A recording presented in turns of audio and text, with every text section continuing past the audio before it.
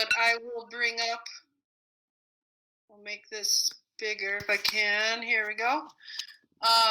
As I was saying to Emmanuel, that it's Cinco de Mayo today, which kind of into our Mexican cuisine and what we were focusing on this week. So just wanted to tell you, most of the time when I ask students what Cinco de Mayo is, they think it's like 4th of July. Mm-hmm. And actually their Independence Day I put on here is September 16th. What Cinco de Mayo, if you haven't had any classes to know, it's when they were in war.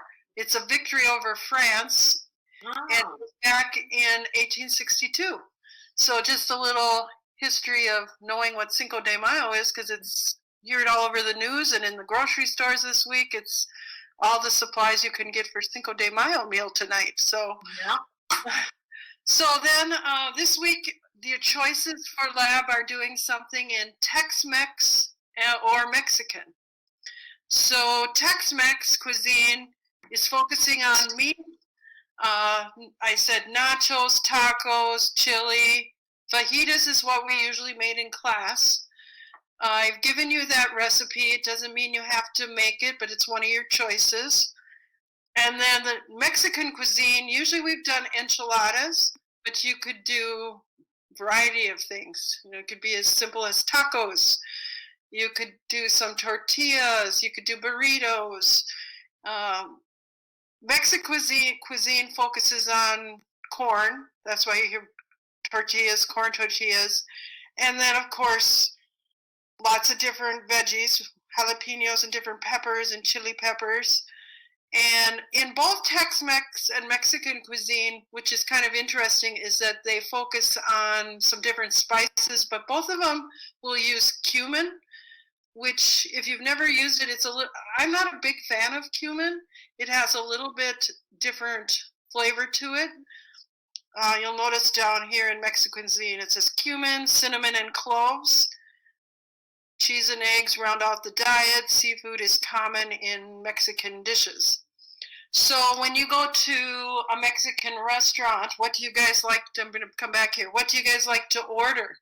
Like my favorite is Acapulco or La Casita with authentic versus Chipotle. I like to go where there's authentic. Yeah. How about you, Aaron? Do you have a favorite Mexican food that you like to eat? No, nothing spectacular. How about you, Emmanuel? Do you like Mexican food? Oh, looks like he's typing something.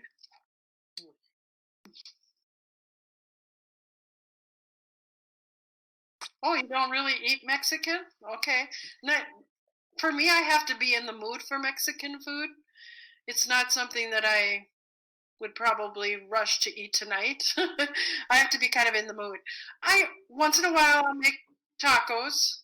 I like soft shell versus the hard shell, which is similar to basically a fajita too. Because I usually will do like chicken tacos. I don't mind that. I put green and red and yellow peppers on it and some salsa. Sometimes I'll put cheese and sour cream. Depends on how much, what I have in my refrigerator. So that's what your choices are for Friday's lab. And remember, you always have a week. So Aaron, do you have an idea of what you might make? It could be the Mexican, or you could do chili, the fajitas, like I said. Any ideas, Aaron, of what you might make this week? And remember, you don't have to make the food. There are options on that sheet on the front of the Schoology page. You could pick a different option. But Aaron, have you thought of anything that you might want to make? Chili? Oh, chili would be a great one. Yeah. And I think I've shared a chili recipe. I've given you some different recipes on the assignment. But for sure, you don't have to use that one. Obviously, you can, if you have a family recipe you use or one that you always make, by all means, use it or find something you like to do. The other thing I was going to tell you about is we are doing a lab evaluation for this lab. So if you make something, it's just like the questions when we evaluated like shortcake, and if you remember from last try, both of you weren't in the same hour, but you had this class last try where you describe the taste of it, the texture. I copied it in here, but they're the same questions as before. And there is that chart of terms of descriptive words, because I want you to say more than it was good or it tasted good or it was burnt. Find some good descriptive words, and why did you pick it? Why did you say that it was spicy? You really added a lot of extra garlic or something. Whatever you did, that's how you want to describe and evaluate it. And so you're going to want to do that because it's a summative. Now, if you decide not to make the food and do one of the options that's like maybe you're going to watch a Food Network show, then I would see that and excuse you from this, because obviously you can't really, you're not making something, so you wouldn't be evaluating it. But Erin, if you do go ahead and make the chili, then you're going to want to fill this out. That makes sense to both of you? Do you have questions, either Emmanuel or Erin, on the lab evaluation? Mm-mm. Since you don't really eat Mexican, Emmanuel, do you think you're going to do one of the other options that's on the chart of different things you can do? Don't you like tacos, Emmanuel? I do, but I don't think I'm going to make them.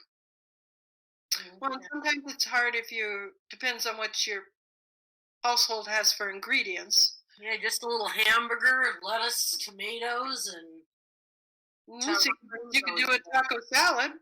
Yeah. If you didn't have the shells. If you didn't have some shells. And so I don't expect families to run out and, get the food, because we know that that's not the easiest thing to do right now. So that's why you have those different options. So that's where we are this week. Next week we are going into the meat unit, which is another thing that's a shortage right now there with all the meat plants. So that'll be wide open option. Usually what we do in class is I overlap, we usually broil some different steaks, and then I usually overlap it with Italy, so that way we make our lasagna or manicotti. So I might do that because it's going to be a challenge, I think, to find meat unless you have some frozen ground beef or sausage at home. So I always give you, more options than just one thing, or you can always pick something. I've gotten feedback from parents and students. They like the lab to be scheduled for Friday. I think it's maybe because they go to the grocery store on Fridays or the weekend, so they can plan ahead. So you might want to be thinking about that for next week. Maybe I should tell mom or dad that I need some hamburger, some ground beef. Then you could plan ahead, or some type of meat. It doesn't need to be that, but make sense? I went to Costco last night, and they have a limit. You can only buy 3 meat products. Okay. Their shelves were pretty bare. Isn't that crazy? I know next week in my first level, it's yeast breads, and I was telling the students this morning, I said, you can't buy yeast. I said, I have some here because, of course, I like to bake, so I always have a lot of it on hand. But last week I tried to see if I could get some, and there wasn't any on the shelf. Oh my God. Why? People are just baking more? People are baking breads, I guess. More, so that's crazy. So I was telling them that they could probably do the Magic Marshmallow Crescent Puffs, because you could probably find crescent rolls more than you can yeast. So I'm going to try to find some other options like that where they could use refrigerated, because it's crazy. So yeast, and now we have meat to worry about. It's like, yeah, super crazy on what is available to us. I feel like they should close those meat packing plants, keep them I closed. know, and now they reopened today.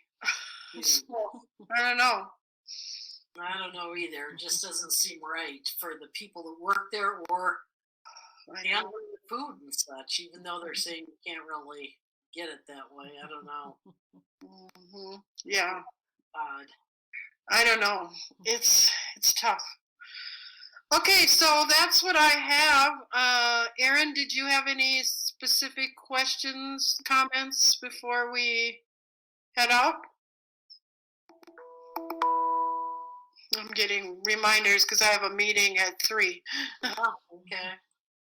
So, nope, there's no homework today.